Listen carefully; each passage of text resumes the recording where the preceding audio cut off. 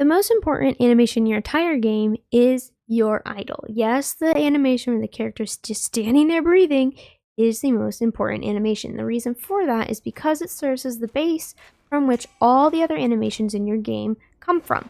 So in this video, I want to cover how to make a strong idle animation. So first, let's talk about the pose that the character is in. Now, one of the 12 principles of animation is solid drawing.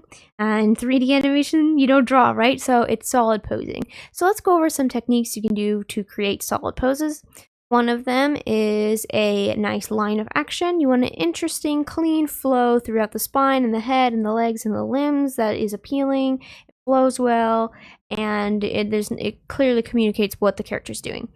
You also want to make sure that the silhouette is clear and readable. So if you were to color in the character with a Sharpie, does their pose look unique and distinctive? Like imagine Mickey Mouse, we all know what his silhouette looks like. And then imagine Stitch, we all know what his silhouette looks like. And that's because their poses, and yes, their anatomy, but their poses are different.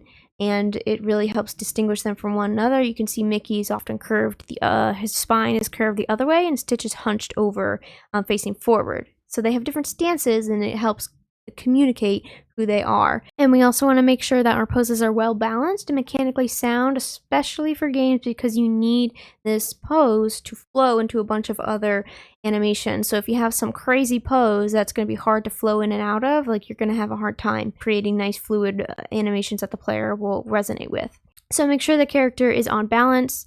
Make sure their weight is supported with their feet and there's proper rotations in the spine. You want to make sure you also have what Glenn Keane often called, which is tilt, rhythm, and twist. And this is essentially rotating the character's body parts in different ways to create tilt, rhythm, and twist. So tilt, you can think of it as like side to side. Twist, think of it like rotation left and right. And twist is how you combine all of those to create a nice flow, kind of like a line of action throughout the entire body to create a nice rhythm, essentially, in the pose that just has a lot of energy.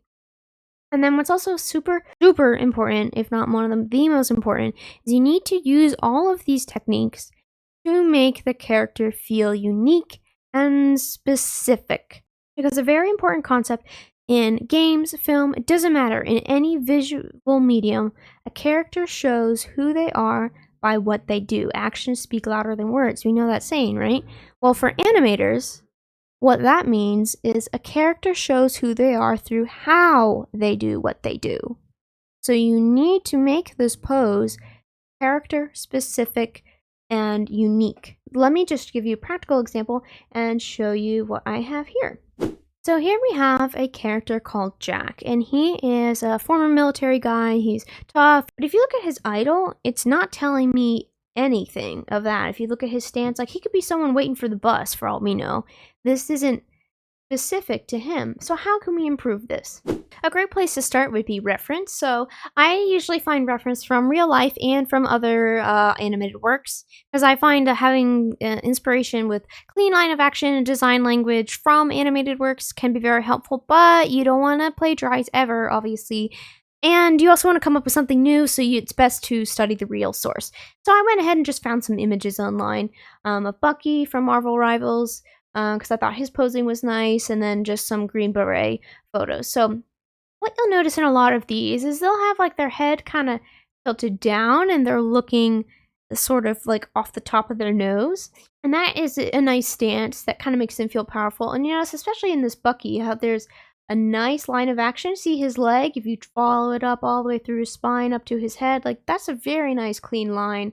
And they all kind of seem to have like a wider stance with their legs out. So what I'll do is I'll create a new pose with nice line of action, nice silhouette, and personality like a tough soldier guy on top of the current animation. I'm not going to override it. I'm just going to do an additive layer and add a new pose on top. Alright, so here's the updated idol here, and what were the changes that I made? So first, I gave him that wider stance as I showed before. Kind of gave him a little bit more military, grounded, literally on how he stands on the ground. And you'll notice I changed his elbows, so I made them clearer in silhouette in the back. His hands are much more easily visible, and there's a nice flow from his arms. And I also bent his spine over. Let me just pause it here really quickly. So I took his spine, and there's an ever so slight arc which follows through up through his foot.